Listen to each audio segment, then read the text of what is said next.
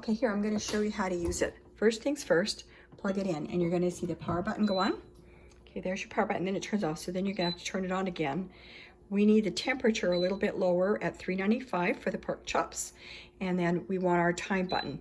And the time said to set it for 18 to 20 minutes, but I'm gonna set it for 10 because they want me to turn it over halfway through. So it's set for 10, and then I wanna start it.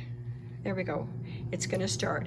Now, the one thing about this little oven is that when it gets to 10 minutes, it's going to shut itself off. So I'm going to set another timer that goes off on my wristband or my phone to tell me to come in, flip the pork chops over, and they're in here. Oh, there's a light right here. See, we're going to turn the light on.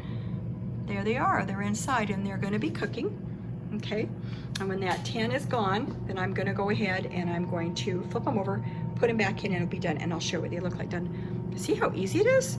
And actually, all I had to do was just go on my little book here and follow the information. It's actually got quite a lot of interesting things, but the one thing you do have to remember to do, there's a few things you have to remember with this, is don't place it near anything hot. What was the other thing I read about it in here? It was on the safeguards. Hold on one second. Okay. Well, you gotta wash it before you get going. Okay, that was, don't use it with an extension cord.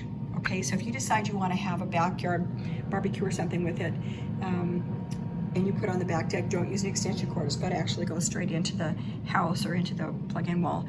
That was really important about the extension cord. And I really like the fact that it does have an automatic shut-off. Because, you know, you get busy with all the kids and everything and forget. But the book is really good, and the menus, and I mean, the recipes are really good. Like, I'm excited. This is what we're making next, is the garlic salmon tomorrow. And I've had it in the kitchen already. You can tell what's a good recipe book without having something on it, right?